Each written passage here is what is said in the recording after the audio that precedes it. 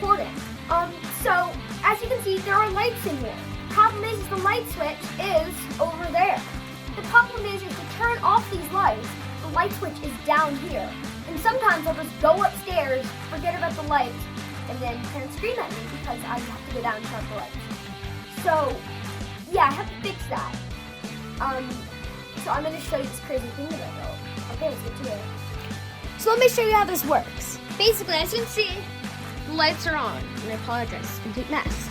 The light switch is right there by all the quarantine food. Then, right here we have this handy dandy button. And basically, you can push this button and, well, the lights are off now. So that's great.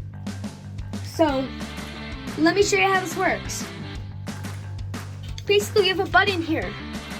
And there is a 9-volt battery taped behind here. And it's just an arcade bunny head lying around.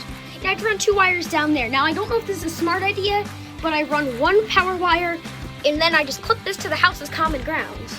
And the common ground, then we go all the way over here with the power wire. That clips up here. It also clips, I also take the common ground from that pipe, and I run it down here. Now that goes into 2 little wires, and I have a tiny little thingamabob here.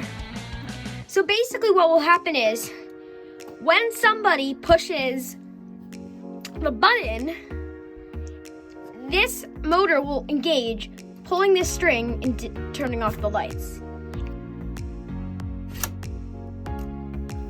Thank you guys all for watching. This was a quick video that just showed a stupid problem that I had, but it's really, really cool because it shows the fact that when you're an engineer and something doesn't go your way, you just build a solution. So thank you all, keep building, and see you in the next video.